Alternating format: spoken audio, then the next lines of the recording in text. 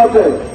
আপনারা আজকে যারা এখানে গোয়েন্দা সংস্থার লোক আছেন তাদের কাছে আমাদের বিনীত অনুরোধ, আমরা 31 বছর বৈষম্য শিকার, উপজেলা মাধ্যমিক শিক্ষা অফিসাররা একই পদে 31 বছর আছে।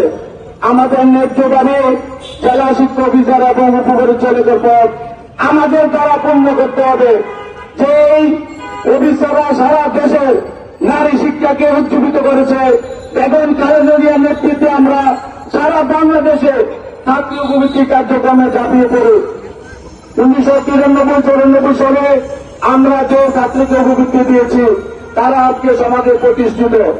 আমরা এই বাংলাদেশকে পাল্টিয়ে দিয়েছি।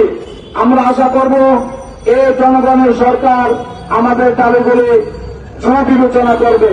আজকে আমাদের এই কর্মসূচি 11টা থেকে 12টা পর্যন্ত চলবে। সারা বাংলাদেশের